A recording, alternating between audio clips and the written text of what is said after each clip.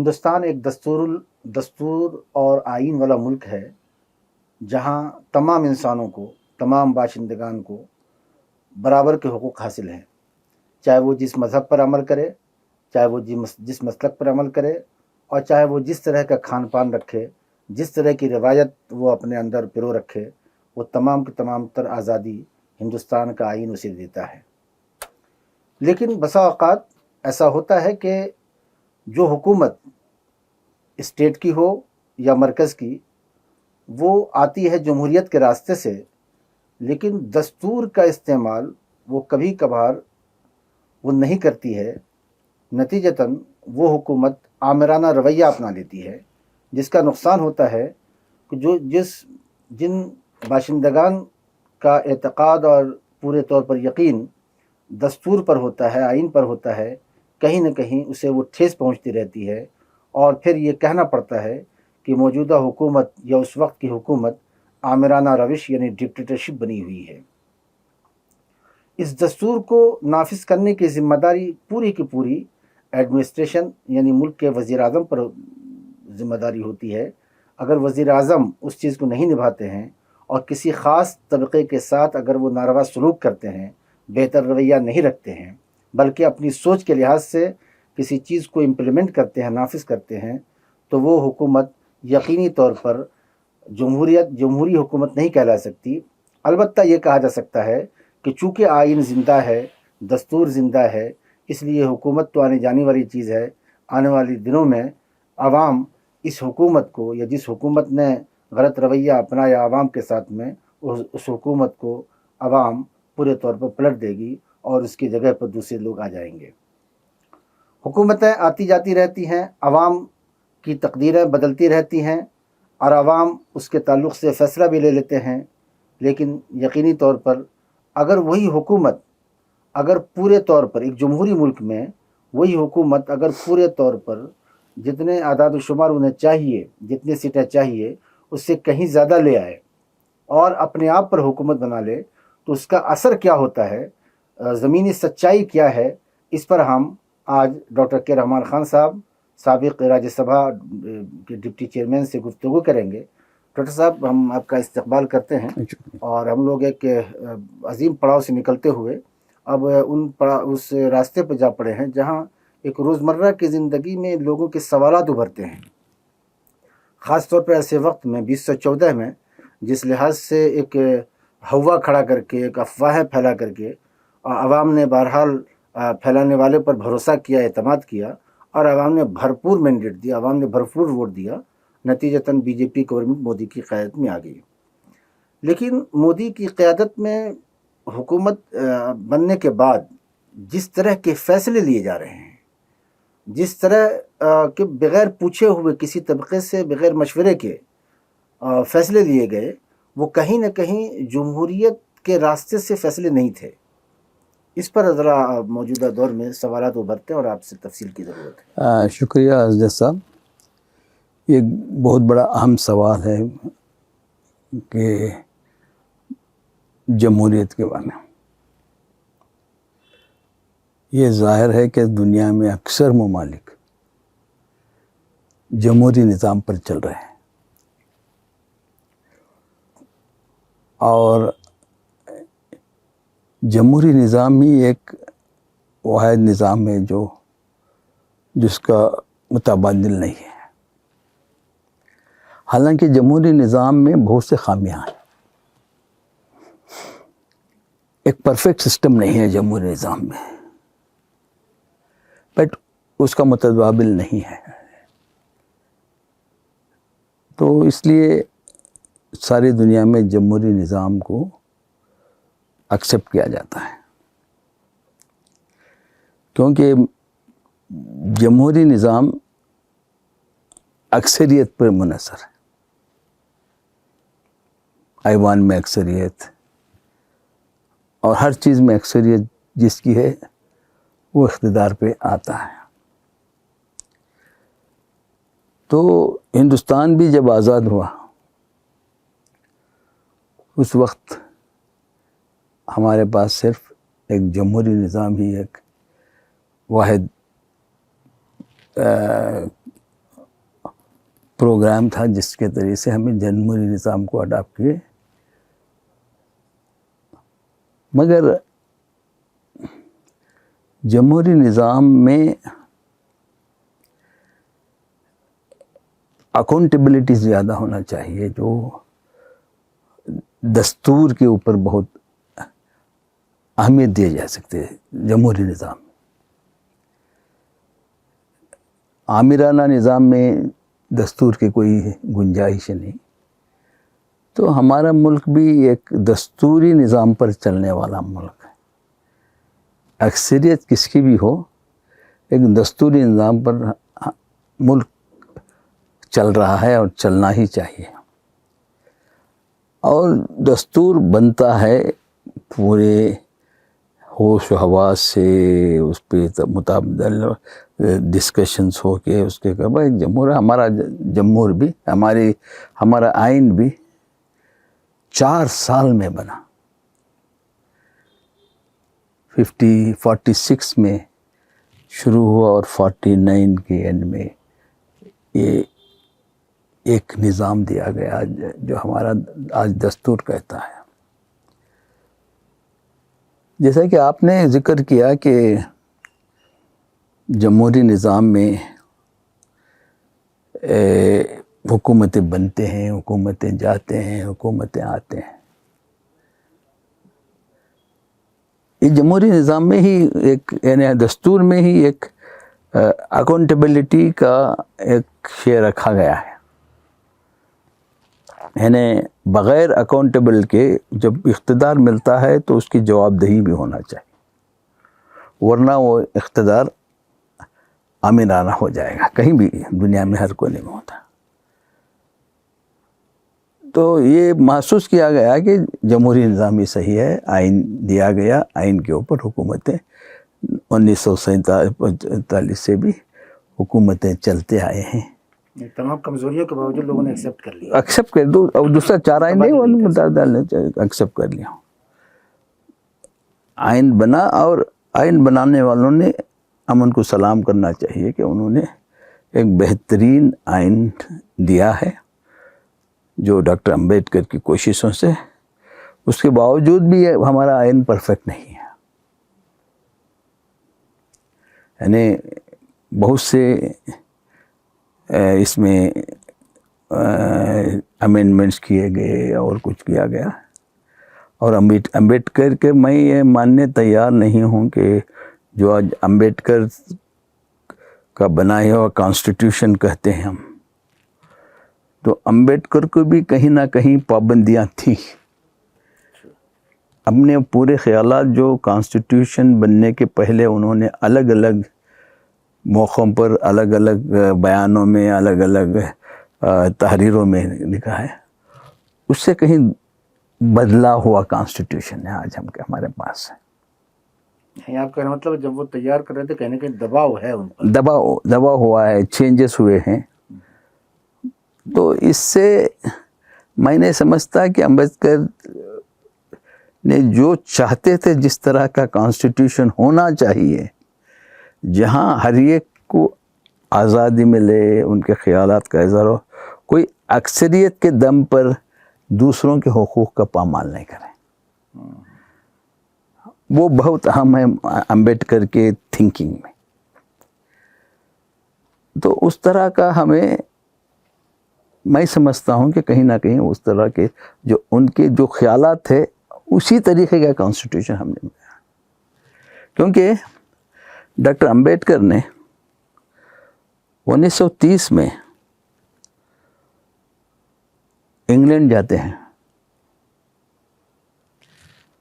اور round table conference کو address کرتے ہیں، اور وہ ایک پچھڑا ہوا، جو ہم آج ان کو دلت کہتے ہیں، کچھ بھی کیے، ان کی نمائندگی کر کے راؤنڈ ٹیبل کانفرنس پہ گئے، تو وہاں ان کی تقریر جو ہے بہت ہی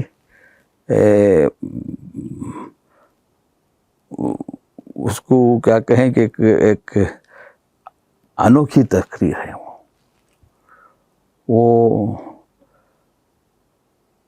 ایک وہاں ایک ایسا نقشہ پیش کرتے ہیں کہ انگریزوں سے وہ کہتے ہیں کہ آج یا کل آپ کو جانا ہی ہے، اس ملک چھوڑنا ہی ہے۔ انگلینڈ جا کر جا کے 1930 میں راؤنڈ ٹیبل کانفرنس کو ایڈریس کرتے ہوئے انہوں نے کہا کہ آپ کو ہمارا ملک چھوڑنا ہی ہے، چھوڑیں گے آپ؟ تو انہوں نے سوال اٹھایا کہ اگر ملک آپ چھوڑ رہے ہیں تو کس کو سونپیں گے یہ ملک اتنا بڑا؟ یہ سوال اٹھاتے ہیں، تو پھر اس کا جواب وہی دیتے ہیں۔ ظاہر ہے کہ ایک اکثریت والی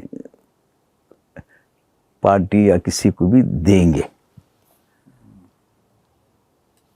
تو اکثریت کون بنے گا؟ جس کی آبادی کی اکثریت ہے۔ اور ہندوستان میں کس کی آبادی ہے؟ ہندوؤں کی اکثریت کی آبادی ہے۔ تو ہندوستان کو آئندہ ہندوستان کو کون رول کرے گا؟ وہ کہتا ہے کہ there is no shadow of doubt that the Hindu will rule this country in future. یہ مانی ہوئی بات ہے اس سے۔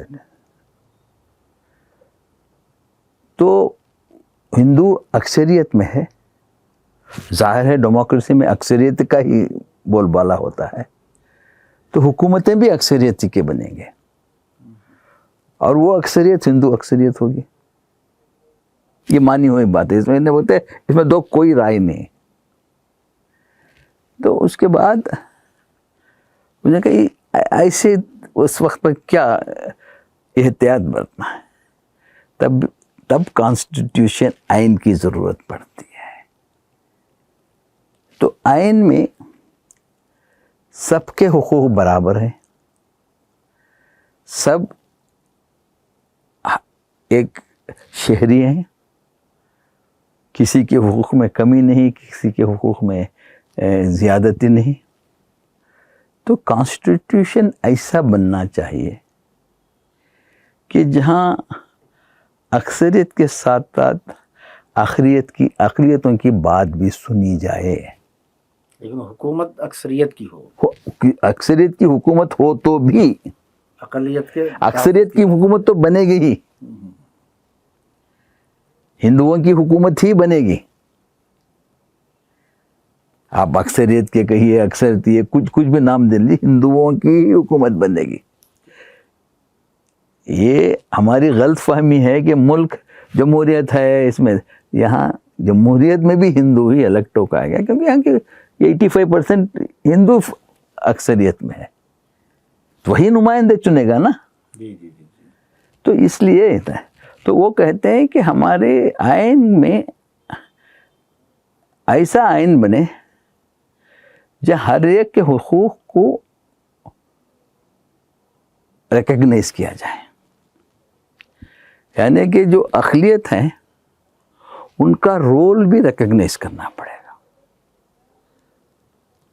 ان کو بھی گورننس میں حصہ ملنا چاہیے، ان کو بھی پارلیمنٹ ہو، ایوانوں میں یا اسمبلیوں میں، پروونشل اسمبلیوں میں، وہاں بھی ان کا ریپرزنٹیشن ان کی، چاہے آپ ان کی آبادی کے تناسب پر دو یا اور کسی جیسا، ان کا ہونا ضروری ہے۔ جب تک یہ نہیں ہوتا وہ جمہوریت نہیں ہوتی۔ اور دستور ایسا بننا چاہیے کہ آئندہ جو بھی اکثریت حکم آئے گی، جو بھی حکم کرے گا، وہ یہ جو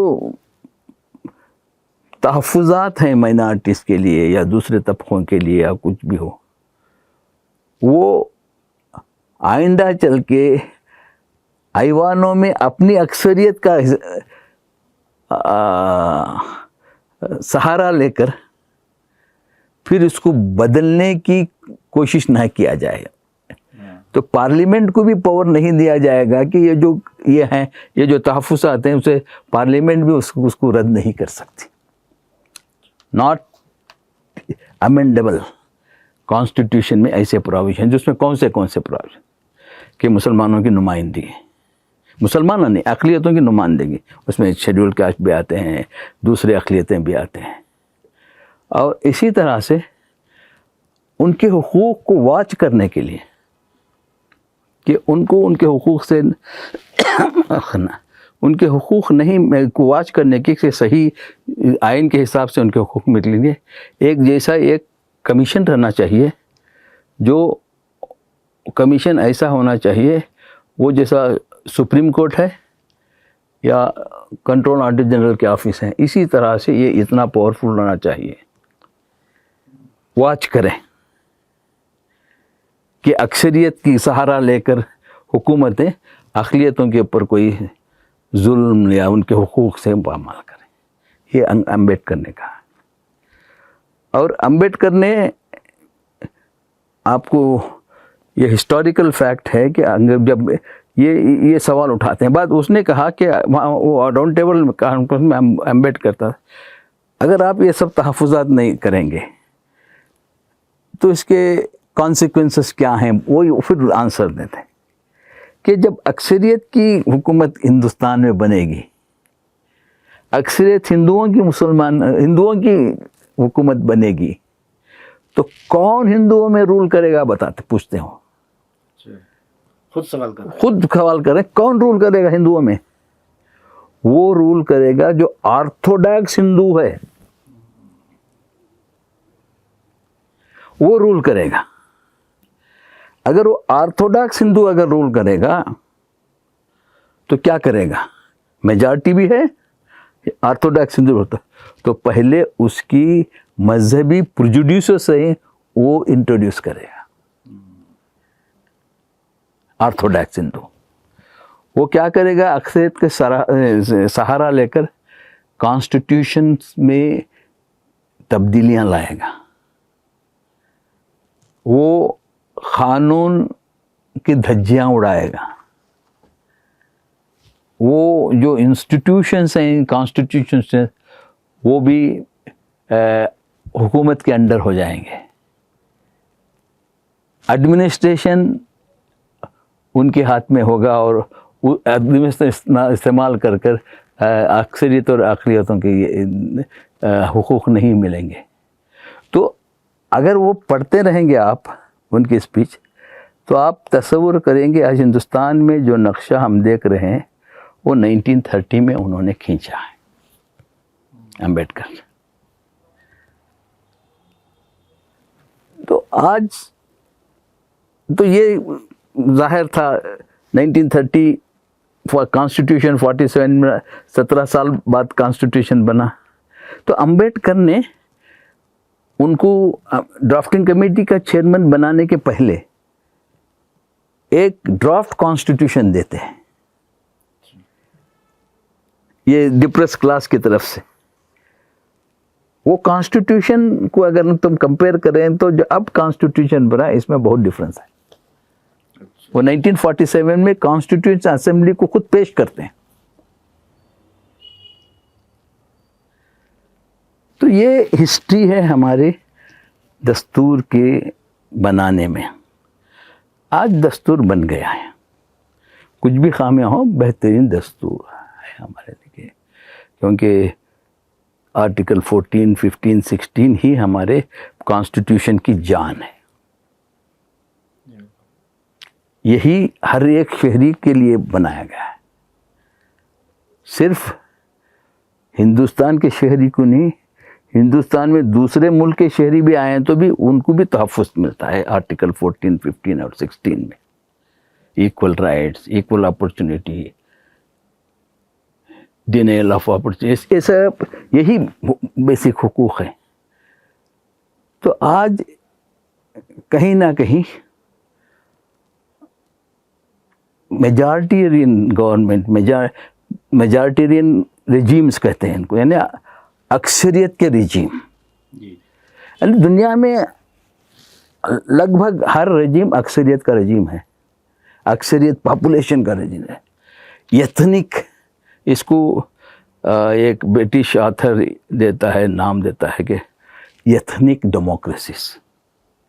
एथनिक मान एक छोटा तबका नहीं, एक पर्टिकुलर तबका, या हिंदू तबका या मुस्लिम तबका या और कुछ, वो इट इज़ कॉल्ड एथनिक। अब जो भी दुनिया में हुकूमतें चल रहे हैं, एक पर्टिकुलर एथनिक सोसाइटी की थिंकिंग के सरकारें, चाहे इंग्लैंड लीजिए, क्रिश्चियन मेजॉरिटी हैं तो वो भी एथनिक सरकार है। जर्मनी के, जो भी यूरोप में दे दिया, अमेरिका में देख लीजिए, वो एथनिक सरकारें हैं। They are called ethnic democracies. तो यहाँ पर एथनिक डेमोक्रेसीज में अगर जवाबदेही सही नहीं है तो कॉन्स्टिट्यूशन में इसको गलत तरीके से इस्तेमाल किया जाए। एक सवाल कि 1930 में जब राउंड टेबल वो अपना सवाल जवाब ये कर रहे थे, जब ये ऑर्थोडॉक्स की बात आई कि इंडियन गवर्नमेंट कैसे बनेगी, मेजोरिटी में भी कैसे लोग रूल करेंगे, तो हिंदुस्तान में जब उनको कमेटी का चेयरमैन बनने पर भी कोई एतराज़ नहीं हुआ कि नहीं ऐसे आप कैसे कर सकते हैं, या कैसे दे दिया? उस वक्त में चाचा नेहरू, बाबा कौम सब जिंदा थे। तब नेहरू की एक ओपन थी, जो कॉम्पिटेंट आदमियों को लेते थे, क्योंकि जिन्ना वगैरह तो उस वक्त तमाम मुसलमान भी यही थे। नहीं, देखिए इसकी अलग मैं आऊँगा इसमें कि कहीं ना कहीं ये जो है, अगर आप पूरी आज़ादी की तहरीक, आज़ादी की अगर मुतालिया करें तो मुस्लिम लीग भी 1940 तक पाकिस्तान का मुतालिबा नहीं किए थे। 1940 तक सिर्फ ये डिस्कशन हो रहा था हो मुस्लिम लीग और कांग्रेस में, कि दो ही पार्टी थे, ये डिस्कस हो रहा था कि आइंदा के हिंदुस्तान का निज़ाम कैसा बने, जो मुस्लिम अक्सरी इलाके हैं जो हैं वहाँ का निज़ाम कैसा होना चाहिए, और सेंट्रल गवर्नमेंट कैसी बनेगी, मुसलमानों की क्या अहमियत रहेगी, इसके ऊपर बहस चल रही थी।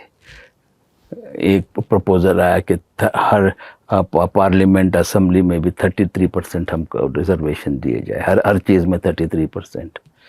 तो उन्होंने कहा नहीं, आपके ओवर पॉपुलेशन 25% है, तो 33% कैसा दिया जाए। तो इस तरह के डिस्कशंस चल रहे थे। बाद में ये जो ये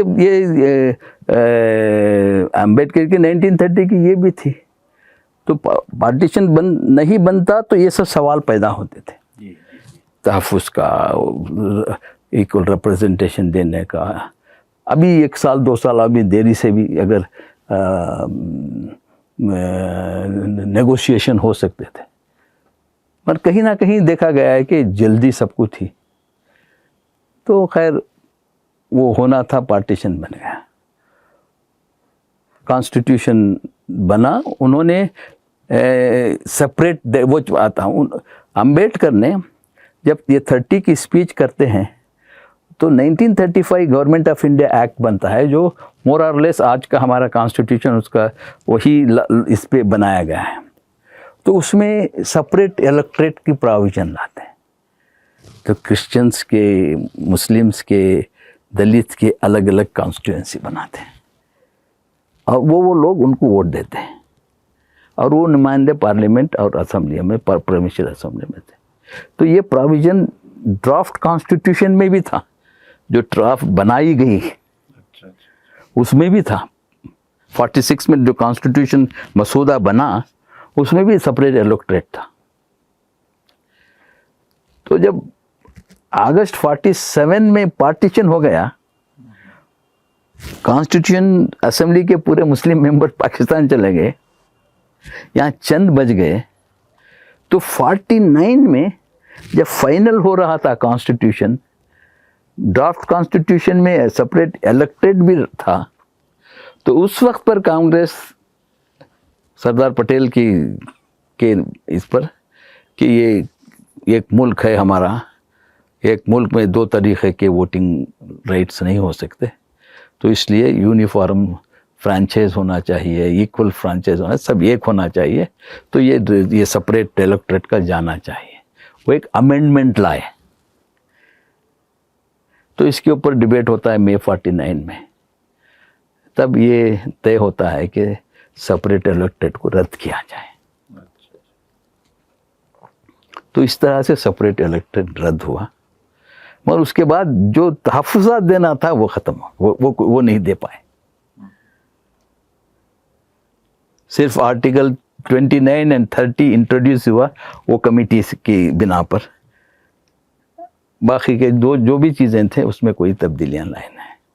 تو یہ جمہوریت ہے. تو سوال یہاں پیدا ہوتا ہے کہ اس وقت کے یہ 1947 میں مسلم قیادت کو معلوم تھا کہ یہ ہونے والا ہے.